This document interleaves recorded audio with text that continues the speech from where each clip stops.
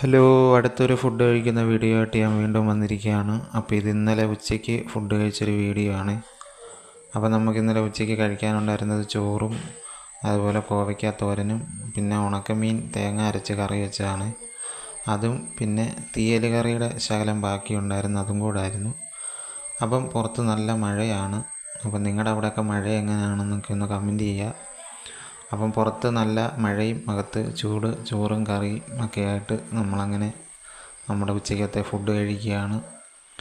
അപ്പം ഇവിടെ രണ്ടാഴ്ചയായിട്ട് ഭയങ്കര മഴയും വെള്ളപ്പൊക്കമൊക്കെയാണ്. ഞാൻ റാന്നി പത്തനംതിട്ടയാണ്. ഞങ്ങൾക്കിവിടെ ഭയങ്കര മഴക്കെടുതിയും കാര്യങ്ങളുമൊക്കെയാണ്. അപ്പം നിങ്ങളുടെ അവിടുത്തെ മഴയൊക്കെ ഒന്ന് എങ്ങനെയാണെന്നൊന്ന് കമൻറ്റ് ചെയ്യണേ. അപ്പം ഞാനങ്ങനെ ആ കറിയൊക്കെ കൂട്ടി എൻ്റെ ഉച്ചയ്ക്കത്തെ ഊണ് കഴിച്ചു.